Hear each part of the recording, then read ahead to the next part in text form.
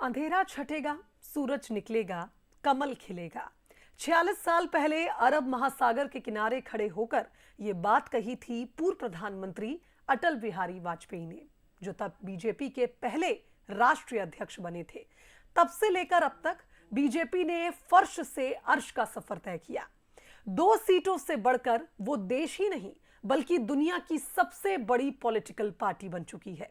BJP के स्थापना दिवस के मौके पर देखिए कैसे बनी बीजेपी दुनिया की सबसे बड़ी पार्टी। दुनिया की सबसे बड़ी पॉलिटिकल पार्टी, देश में तीसरी बार सरकार बनाने वाली पहली गैर कांग्रेसी सरकार और 21 राज्यों में सत्ता पर काबिज एनडीए। ये सुनहरी गाथा है भारतीय जनता पार्टी यानी बीजेपी की, जो अपना 46वां स्थापना दिवस मना रही है।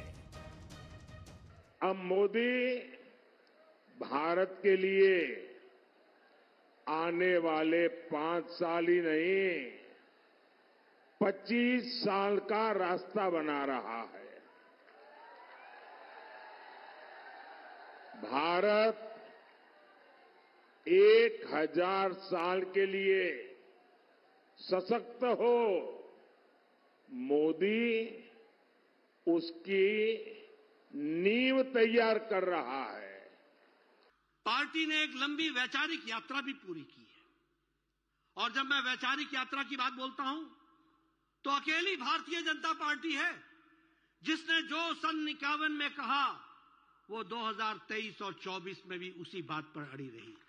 कोई पार्टी नहीं है जिसका वैचारिक अधिष्ठान टिका हुआ रहा हो, कोई राजनीतिक दल नहीं है। अगर वो दल है तो भारतीय जनता पार्टी है।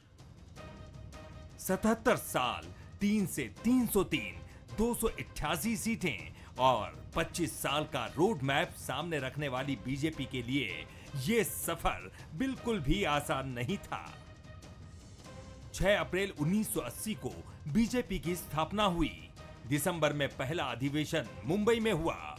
1984 के आम चुनाव में पार्टी महज 2 सीटें ही जीत सकी। 1986 में लालकृष्ण आडवाणी ने पार्टी की कमान संभाली और हिंदुत्व के एजेंडे पर आगे बढ़ने का फैसला लिया। 1989 के लोकसभा चुनाव में बीजेपी को इसका बम्पर फायदा मिला। पार्टी 2 सीटों से बढ़कर 85 सीटों पर पहुंच गई।